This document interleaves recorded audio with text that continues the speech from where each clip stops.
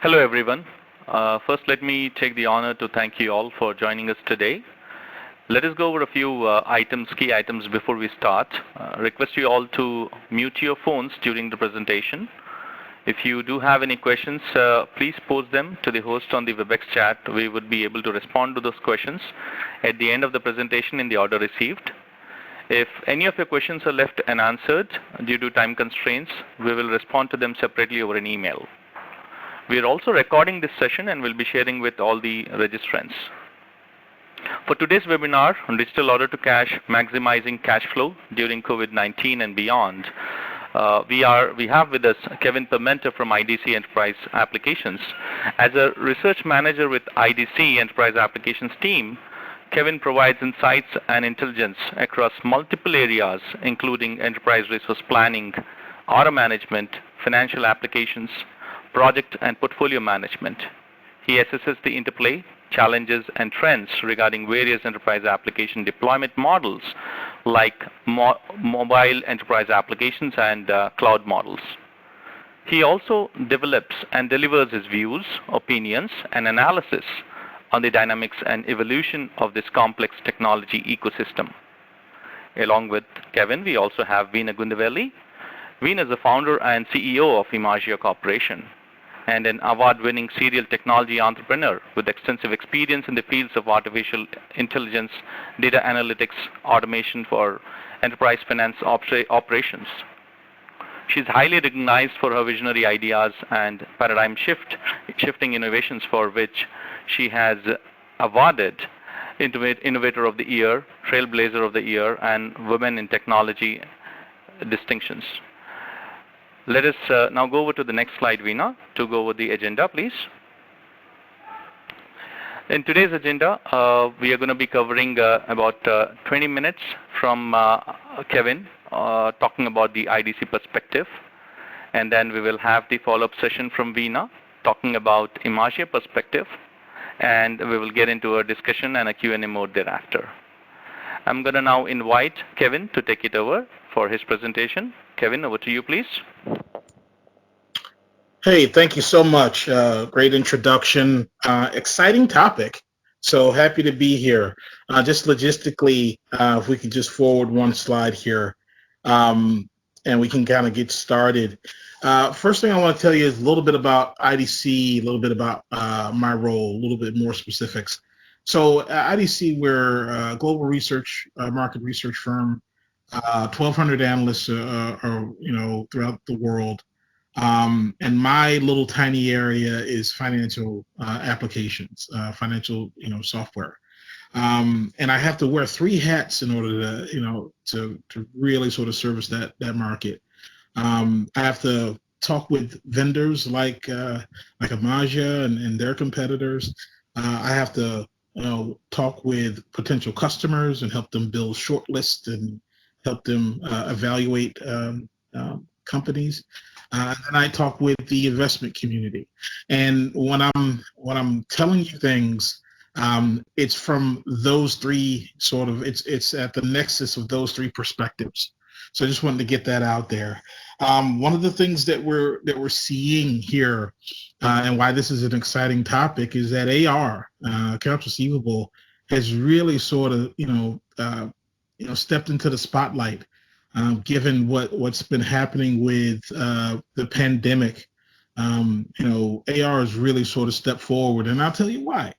One of the first things that we saw is that for companies, large and small, the first thing they did once the pandemic started to happen, they started to really sort of eyeball their cash flow. And all of a sudden, cash flow became incredibly important.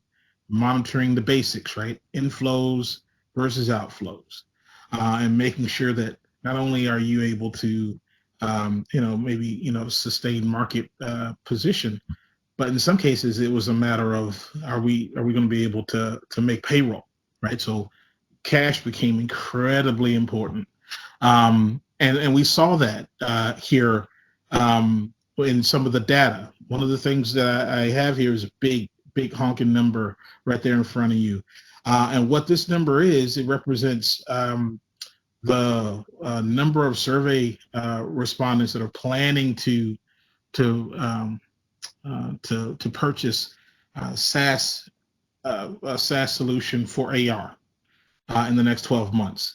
Now, what's interesting is that this number comes from a survey that we do yearly, and the number that I'm showing you here is the change from last year in February and between last year of February 2019 and March of 2020.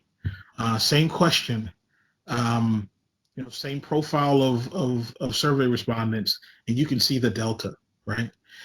So it just sort of bolsters what I was saying before about how important AR has become in the grand scheme of things. We're seeing that delta is nearly plus 60%. When companies are looking now, by and large, they are looking for a cloud solution. Anecdotally, companies that were sort of still, in that legacy on-premise world when it came to, some of their back office solutions, they're running into some of the craziest situations now. We were talking with one customer, and they've got checks that are coming in and faxes that are coming in, and because of the pandemic and the working environment, there's no one there to process them, right? So what we're seeing is that, again, AR and cash flow overall is really taking a step forward. What's driving that? I just talked a little bit about it. The remote worker idea. AR was sort of something that you did in the office. Now it has to be done in a distributed fashion. So, what does that mean for some of the legacy solutions? What does that mean for a company that wants to get access to their AR assets and do AR activities with a remote workforce? Another driver that we're seeing, again, because you have AR done at distributed endpoints now, we're seeing data security and extensibility become, very important criteria now for vendor selection when it comes to this area, and what's driving companies to look for an AR solution. And then the last one is pretty obvious, but it's the idea that resources, time, money, people, when it comes to the IT side, are limited, and we're especially seeing this in sort of the mid-market organizations, that maybe don't have the same sort of headcount or budgets when it comes to IT.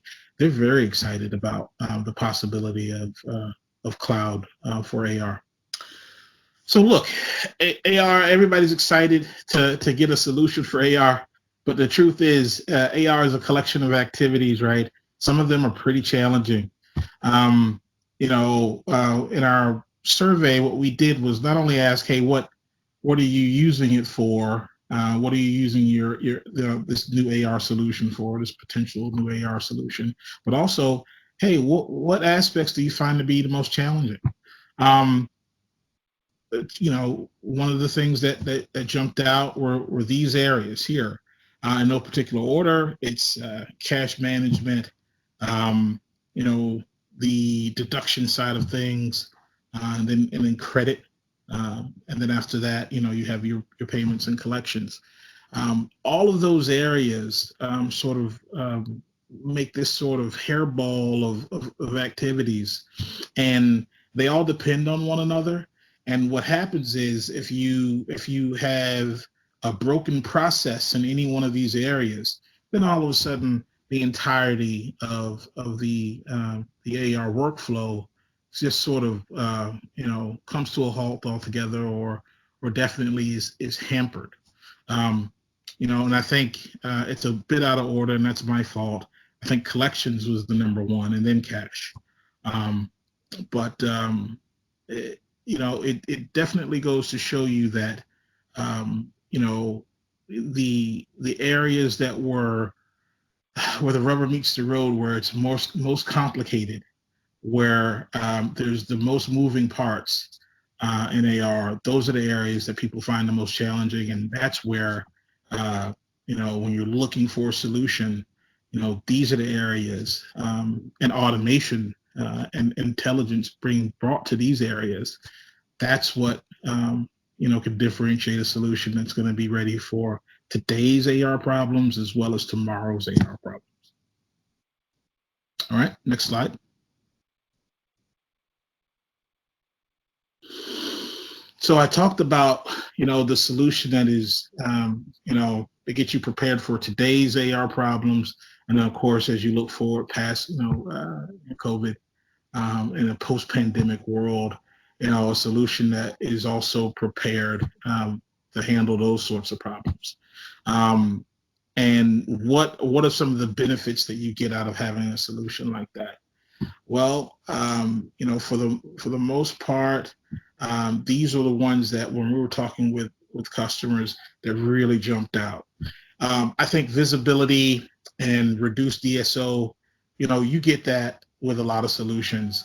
I think that's stuff that is some of the base level of benefits that you get. They're powerful benefits. Don't get me wrong, but what's really interesting is the next level of benefits up from that, and that is things like customer experience. AR is unique in that amongst a lot of other back office solutions of back office processes, and that it's you're in direct contact with the customer. Um, you know, because you're in direct contact with the customer, you become part of the broader customer experience, which is incredibly important in order to, especially in light of the pandemic, in order to keep the retention rates high, and to raise those new customer acquisition rates up. You have to put the customer in the center of the process, and having a powerful modern AR solution really sort of helps you do that, and provide that customer experience that companies are looking for. I'll give you a quick example. With a modern solution, you'd be able to provide more personalized collections activities for your customers. You'll be able to provide more personalized credit management, credit decisioning. It's that sort of personalization capabilities that you get that can really make your solution. Make your product as a user, can really bring that customer experience that you want. And then I think one of the interesting parts is that AR, especially one that has a large amount of analysis capabilities, analytic capabilities that can really sort of drive insights all the way up to, the CFO and beyond. Those kinds of solutions are keys, not just for, getting money in the door, but also for they're keys to driving innovation and growth in the business. And companies oftentimes, because they don't have visibility or even access sometimes to their AR assets, they sometimes don't realize that they could leverage those assets to drive growth in the business, to open up a new office, to spin up a new sales team, or to drive R&D, certain R&D projects. Instead of going to the bank, you can tap into your AR assets. And the only way to do that, the best way to do that, is to have the level of visibility that you need, and the level of analytics that you have to have in a modern solution. So what's interesting now, what we're seeing, again, part of my job is talking with the vendors, part of my job is talking with the customers. What's interesting is that we're seeing a shift in mindset from more of the traditional manual paper-based mindset, that's highly functional, it's disconnected, it's reactive, and we're seeing that shift over to a more intelligent AR mindset that is more strategic, it's automated, it's connected, and even predictive, and most importantly, it's customer focused.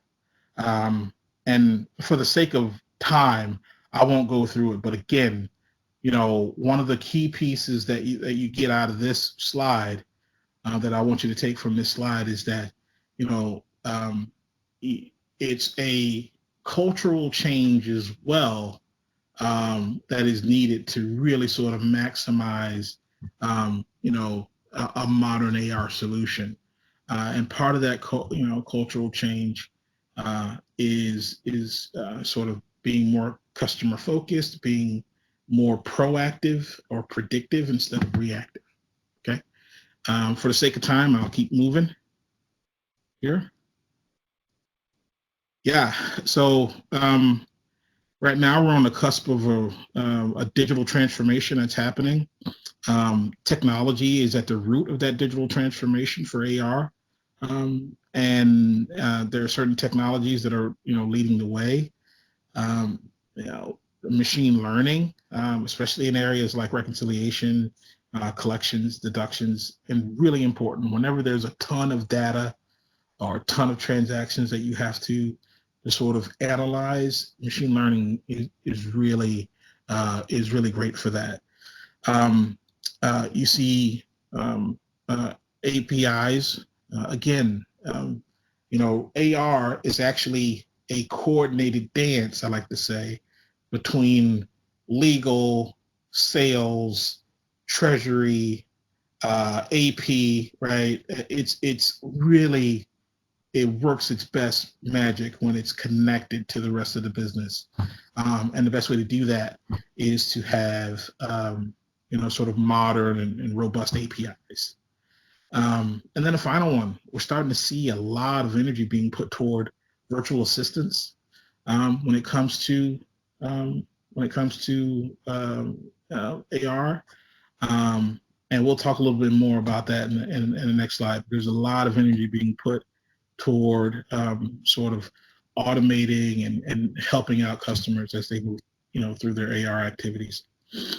I want to make a comment here quickly about payments. One of the things that collections agents that we talk with are sort of really excited about is the idea of being able to send out a dunning letter, send out a collections notice, and then being able to take a payment right there on the spot, right? That really sort of shortens your DSO. It really sort of gives a great customer experience. A lot of companies would like to, the possibility to use a credit card for the payment in order to get the rewards, right? So you want to be flexible when it comes to payment types and that sort of thing. So what you're looking for when you're looking out for a solution, of course, is security, reliability, and again, flexibility when it comes to being able to pay just some line item, items within a invoice, or flexibility in terms of payment rails, that sort of thing. So those are the key areas. So when you're out there looking for a solution, the payments area and companies that are working hard to partner with certain payment companies or in themselves become payment platforms, that adds a ton of value to any sort of AR solution as it goes into that modern world. And the next one here, again, I talked a little bit about virtual assistants. We really see, this as being an exciting area. It's still a growing area, but still very exciting. And what kinds of tasks you might be asking? Well, I don't need a Alexa. I don't I don't need that. But there are a lot of tasks that the average sort of AR collections clerk, AR collections professional, has to deal with, that is just sort of extra work and tedious work, that if they were able to offload some of it, could really sort of streamline their day and streamline their productivity. So, you think about sending out, creating a list of companies that haven't, customers that haven't responded to their dunning request letters. Doing some of that background research, keeping up on companies as they, get purchased or get acquired, that sort of thing, or if they merge into other things. So all of that internet sort of capabilities, a lot of that can be done via a virtual assistant. A virtual assistant can create predetermined reports, aging reports, and that sort of thing. So there are a ton of places where you don't think about it, but it's just areas where it slows down the AR professional. And this and virtual assistants can work really well in partnership to speed up that work. And again, it's all about getting the cash in a quicker and more efficient manner. And virtual assistants can help there. Next slide. I'm way over time, by the way, here. So everybody is talking about COVID, and they've got their heads down, and they're focused on today. But the truth is, we're at a place now where we need to start thinking about tomorrow. We need to start thinking about the post-COVID world. So what does that mean? What we're seeing when we talk to companies and customers, we're seeing the digital transformation, the rate of digital transformation will increase as we move out of this out of this pandemic. Cloud software adoption is going to be is reaping the benefit, is poised to reap the benefit as we move out of this area. Of course, e-commerce growth is going to be big.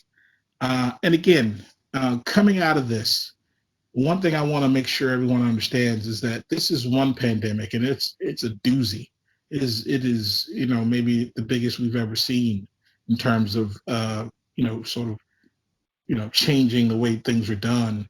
But there were others before this. The tsunami in Japan, the floods in Houston that really rocked the oil and gas industry, and then there'll be ones after this, right? So one through line that we're seeing is that companies are really sort of prioritizing visibility and transparency coming out of this. They want to be able to see these things, see what they have, and be able to move and adjust as the market dynamics demand. Thank you, Kevin. That was a very informative session, and I think definitely this is very much in line with what we are hearing, with our customers, as well as several of the companies that we are talking to in the order to cash space. And it's been a very interesting last few weeks and a couple of months, seeing the major disruption COVID has caused, and having a drastic change in the outlook in the order to cash operations side of the business. So with that, a quick introduction about Imagi for our audience here. Imagi, we are in order to cash automation space. We are recognized as leaders and innovators in the order to cash automation systems. We've been around since more than 10 years now and have deployed order-to-cash automation systems to several high-volume businesses. Our platform has processed and served more than $850 billion in receivables and has been deployed, across, over 200 million transactions, 50,000 users worldwide, 25 different languages, multiple currencies. All in all, we've been, servicing shared services, global, order-to-cash operations and global business services. We have been recognized as, the leaders in the space by, IDC as well as, several other analysts out in the space. Again, we have customers in various different industries, and we have, good partnerships, with the leading in the system integrator companies as well as the BPO providers. So with that, a little bit about, most immediate tactical aspects as to, what we are hearing and how companies can brace up their immediate order-to-cash operations. We're definitely seeing, that cash flow is on the top of the mind, for many CFOs and finance organizations. And managing cash flow amidst this lockdown, where the workforce is all remote, is the most challenging aspect. So some of the immediate tactical things, we've put that down as 8 imperatives that you can take care of immediately. First and foremost, to be able to connect to your remote workforce, in a way that you can lead them every day is one of the most important things. Leveraging digital tools to minimize manual activities. There are a lot of folks, sitting at home and juggling, home as well as, office-related activities. And at this time, I think more tools that they may have to minimize manual repetitive activities can improve efficiencies. And for that, again, we have put out, some of our, offerings, that are a simple, sign-on and, that credit and collections and cash application teams, can eliminate some day-to-day, manual activities. We have put that out there. We'll cover that later. But I think the key thing is to help them, focus on how can, we give some immediate small tools, that can minimize activities. The other major thing that we're seeing right now is credit risk. Definitely there's a lot of uncertainty going on, regional, country-based as well as industries. Several of them are out at risk, and it's very important, for companies to recognize, their customer base and what sort of risk, the customer base has, and to be able to proactively manage that. We're seeing a lot of focus on credit risk, focusing on cash flow from receivables, managing the daily lists and, doing the collection activities.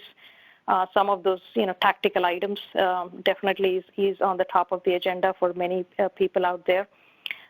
We're also seeing, companies, come up with, hey, I do want to manage, order processing, new orders, coming all over the place, just want to make sure that, we are able to manage the risk, that we are not, selling this to a customer, that is in at-risk geographies or in at-risk industries. So how can we ensure that we are able to process that?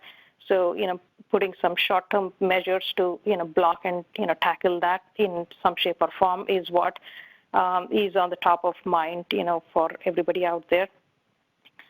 Cash application, I think Kevin pointed out a very good scenario. A lot of companies are still receiving checks and then again payments with remittances and emails and doing a lot of manual entry.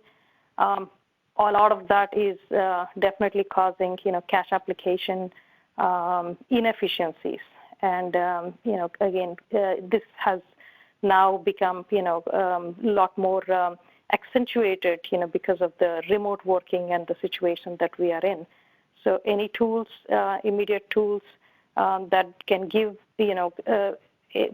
right from reading a check or a remote check, imaging, for example, or, doing the OCR on a document, for example.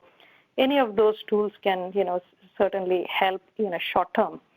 And then moving on to, again, understanding cash flow projections.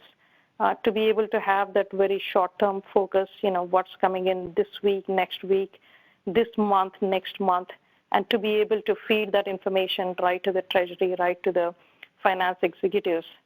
Ability to do that is one of, again, a topic that we are hearing quite a bit, out, with the companies out there.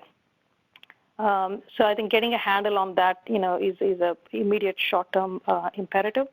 And of course, during this time, the accounts receivable team and the credit team, to be, strategic partners and, to be able to give as much information as possible and to be able to help the executives manage working capital and overall, business planning during these uncertain times. So that's, the most important aspect from a, looking at the role and, how from, being a administrative back office to jumping on as a, partner in, steering the company in the right direction. So these are some immediate things, and this is where, if you're able to get some, if you're already having tools, leverage that and see, if you're able to use the tools, to the fullest. If you do not have, at least, reach out to some very short-term, focused, tools that you're able to leverage during this pandemic. And as you, navigate to the next steps, that's where, you can look into how do you take this to a whole new level in the next stage. So this is where, again, once you address some of the most immediate tactical things in your shared services or in your operations or in GBS, one of the key things is looking ahead. What is it, beyond COVID? What does this mean, for us? And I must say, this is a huge paradigm shift that is happening in the AR space. Think of it, like a defining moment, like a Y2K, how it impacted, a whole new, paradigm, shift of enterprise applications. Like a smartphone, when, smartphone was introduced, people moved, from old phones to new sort of, new smartphones. This is a paradigm shift, and it's happening now. And there are several factors, that are driving that. And, again, leaders in the order-to-cash space need to recognize that this is not an incremental, one step, two step. This is a big shift that is happening. And as they move forward, with future plans, they need to be aware, that there are a lot more things that they need to look at, besides just an automation tool. First and foremost, future of the business. How is their current business, going to be? And we're hearing a lot of businesses looking at stepping up on e-commerce and becoming digital businesses. A lot of companies, who've been selling into retail or distributing channels and other areas are now stepping up on the e-commerce. And this is where, once, the e-commerce in the front office, is on an accelerated mode, the back office and especially the order to cash, the credit and the order to cash has to step up. And this is where it's really important to understand what is the future of your business and how do you take, the order to cash, services, towards that. The next is future of work. The future of work is all moving towards, having the day-to-day administrative activities, being done by bots, being done by automation, and hence, people need to look at how do they steer themselves, from day-to-day administrative activities to focusing more on knowledge base, to be able to, leverage on the insights, to be able to guide the teams, to be able to look at operational issues and manage operational issues. So the whole future of work is something that order to cash leaders need to look at. How are they going to change this, to the next stage? Automation paradigm.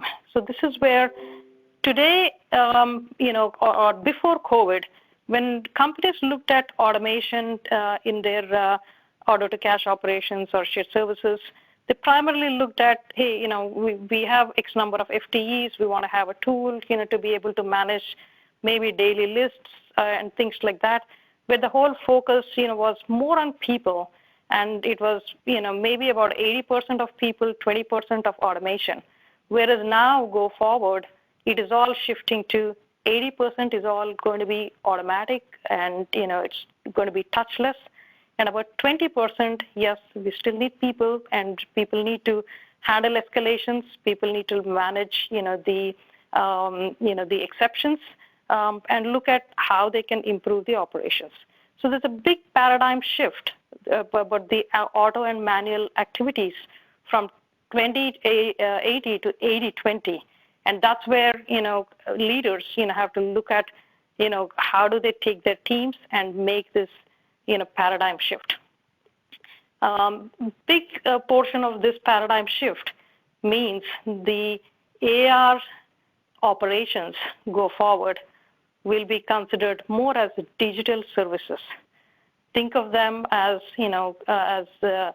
services that are expected to happen with a certain SLAs, expected to happen with a certain speed and agility, and it's no longer going to be a whole host of people and a lot of operational management. It will be treated as business services, and more the outcome-based performance monitoring will come to focus. The end result, people will be looking at, hey, how much cash did we collect? What was our conversion? What is the current AR levels? So what is the past due levels? What is our DSOs? What is the unapplied cash levels, for example? So these are all metrics, and it will be more focus on metrics and less focus on the operation side of the business. So what we are hearing is, go forward, there's a lot of emphasis on digital services. And we're seeing this again with a lot of shared services and BPO firms as well, driving this, in that particular direction. Now, here at Imagi, we spend our time, from putting technology to each of these processes to see how can we bring, tremendous levels of automation, to streamline the process and, create some exponential impact. Again, there are a host of technologies, that go into creating, AI platforms. At this stage, I'll not get into the details of, all of these technologies. But the beauty of these technologies is primarily to be able to take a process, the order to cash process, and take it through a journey of, just converting from a manual process to making it a digital process, making it a, data-driven, more personalized collections, more personalized cash application, more personalized deductions management, all of that, using data. Making it more intelligent, maybe some of the things that are repetitive ones no longer need to be, handled by humans. There could be bots that could be handling, some of those activities. And finally, taking it to a whole new level, cognitive, like what Kevin talked about, virtual assistants. How can we increase our human workforce with a combination of, human and digital assistants? And how can we add more power to that? So here at Imagi, we focus taking our customers through the journey, taking them from digital all the way to cognitive. And the whole focus is around the 5 C's. Like Kevin already mentioned, customer experience is one of the most important aspect here. Your customers are changing, and especially with your digital business models, your customers are all digital. And these customers, want to have information on their fingertips. They want to have, mobile-enabled information. They want to have, real-time payment access. They want to see documents, wherever they want to. All of those are, customer experience. They do want to be able to be empowered with self-service. So we focus quite a bit on that. And then all other aspects, which is the, process control, whether it's compliance management, cost management, cash flow acceleration. These are all the things, that all come together in these AI-driven systems to enable, better customer experience. So with this, let's dive primarily into, just a little bit about the introduction of the Imagi system. Imagi system, we primarily have order-to-cash platform, built on AI automation and analytics. And what we do here is we bring together order-to-cash data from, one or more ERP systems. We bring in both structured data as well as your unstructured data, a lot of documents in order-to-cash.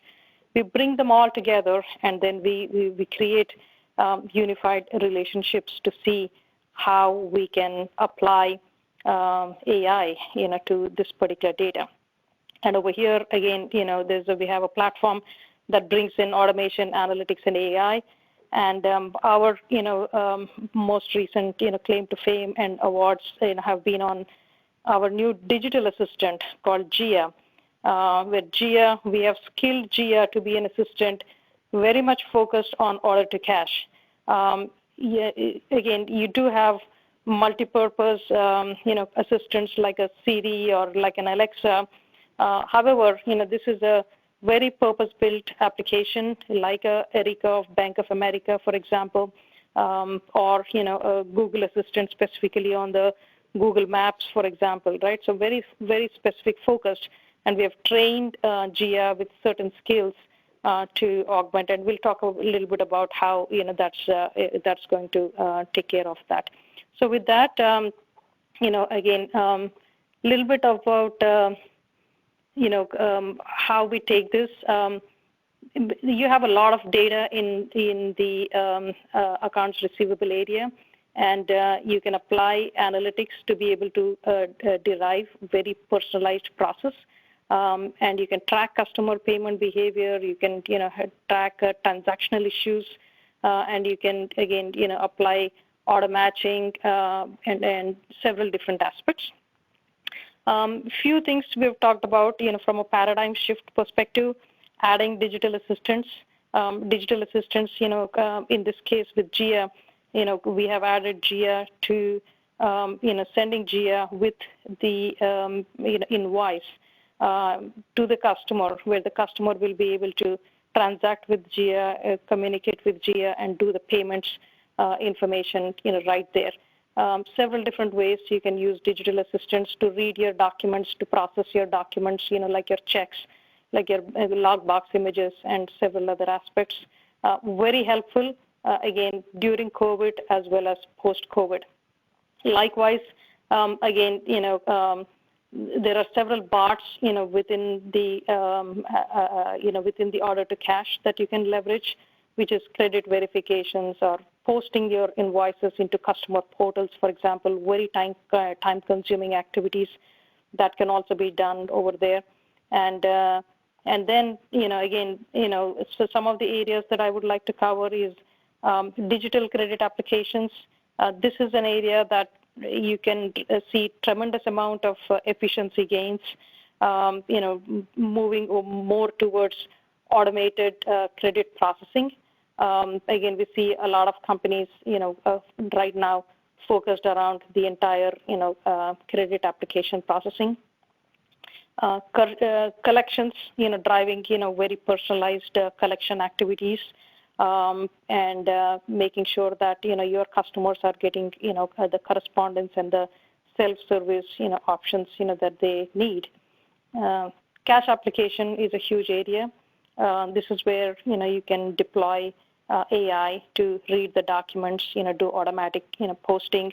90 to 95% or sometimes more, you can process straight through posting without human touch. Tremendous amount of efficiency gains in that particular one. Similarly, in deductions processing, as well as on the payment side, a lot of real-time information can be provided and can cut down serious amount of inefficiencies during this time. Again, in the interest of time, I'll not get into a whole lot of details, but the new generation digital order-to-cash systems can give you tremendous amount of wealth of information. And this is where, instead of spending your time on day-to-day activities, you can spend a lot of time on hands-on on these information and steer your company in the right direction. So with that, again, I'll come to, I know I'm, cutting the time for the Q&A short, but I'm coming to a conclusion, slide where digital order to cash is the new normal. And this is the paradigm shift. Recognize that and see how you can put this into action, for your company, and see how you can take this, to a whole new level where it can create an exponential impact for your efficiency. With this, I'd like to open the questions with Kevin. Kevin, first of all, a very warm welcome to you. It's a pleasure for me to, have this discussion with you. My first question to you is impact of digital, again, on the managing the working capital. And, what do you see out there? Is this a driver? And how do you see, companies taking priority on, are the drivers on, more of work or, workplace changes or working capital drivers? Help us a little bit on that. Yeah. So, first of all, great presentation. A lot of great detail there. And yeah, working capital going forward, when things, as we move out of the pandemic, one of the things that company, especially those fast growing companies in that sort of mid-market space, working capital for them is a way to fund growth, to fund innovation. And because of that, it's an incredibly important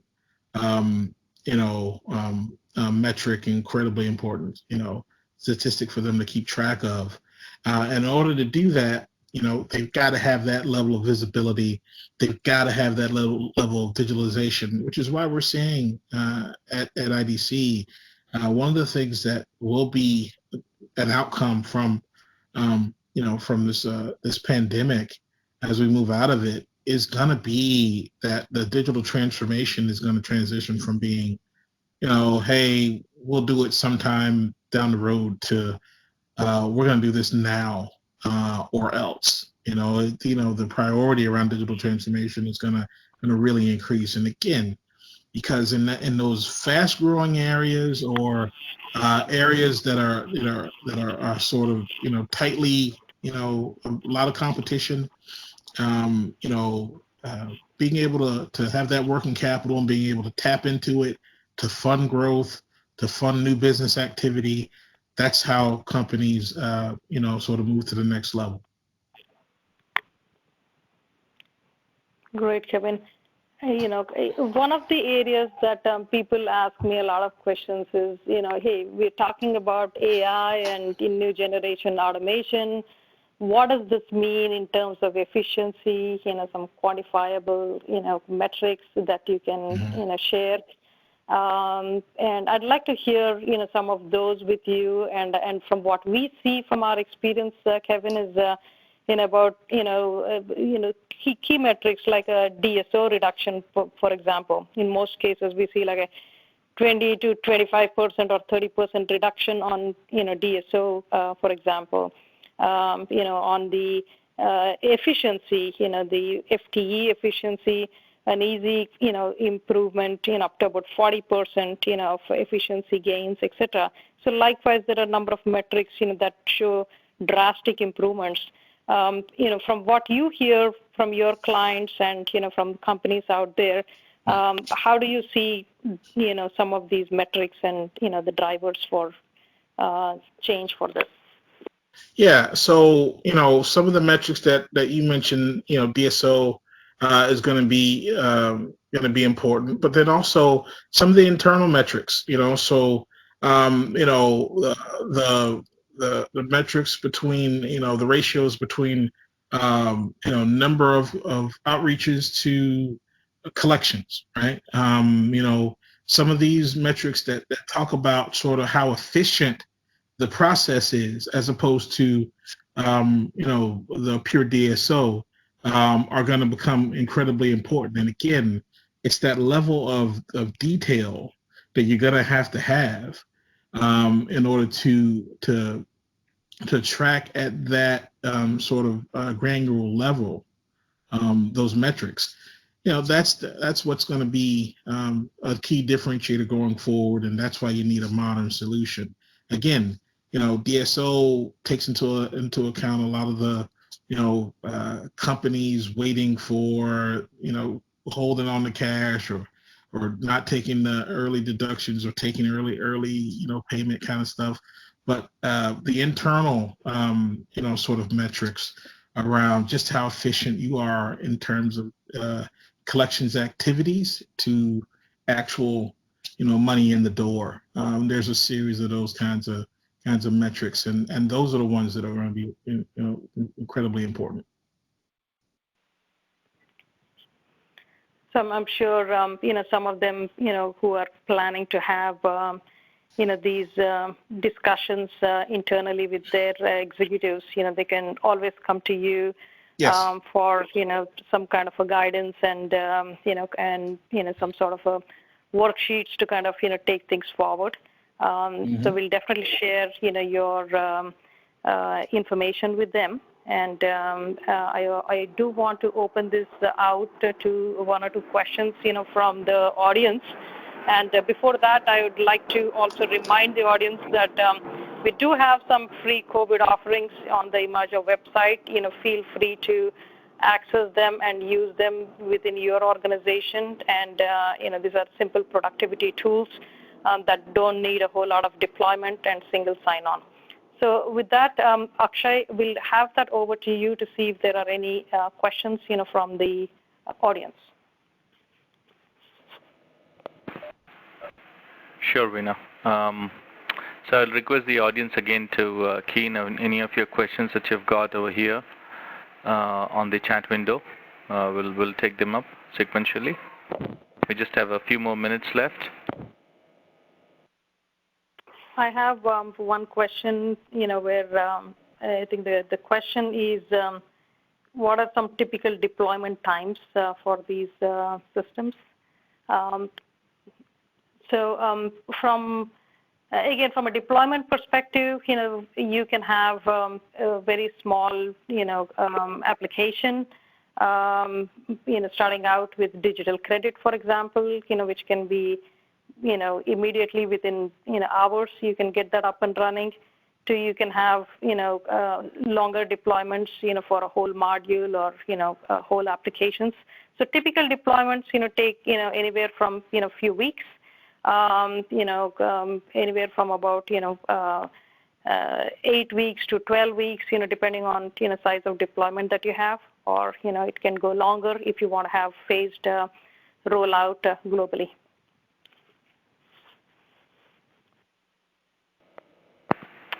Thank you, Veena. So we just have a couple of more minutes. Kevin, in the meanwhile, we get any other question. You might want to share some of your thoughts in terms of this current situation of COVID-19 and how our professionals should be looking at it and what they should be looking forward to in these difficult times. Yeah, in this time, what you want to do now is not spend so much time thinking about right now situation, but you definitely want to start thinking about what comes after, because what we know is that as or countries are starting to reopen a bit. In the U.S. here, some of the individual states are starting to reopen. So things will approach some sort of new normal. The idea is to figure out what that new normal looks like, right? So how do you approach collections for if you're dealing with a lot of businesses that are in the hospitality industry, which might be slow to come back, or in the travel industry that might be slow to come back. How do you deal with collections there? We might see a lot of might see a lot of companies, especially the smaller ones. The bankruptcy filings might go up, right? So what messages now will resonate in order to play that balance between being aggressive about getting the collections done and being understanding about the sort of post-COVID situation that a lot of companies might find themselves in.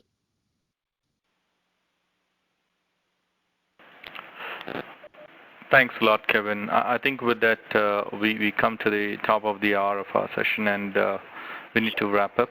Again, I would like to thank all for joining the presentation, and special thanks to you, Kevin. This presentation will also be available on the website in next couple of days for anybody to come and listen into it or download it. So really thank you for all being there, patiently listening into the thoughts from Kevin and Veena. You all have a very nice day ahead, and you take care of yourselves. Bye-bye. Take care. Bye. Thank you so much, Kevin, for sharing your impact.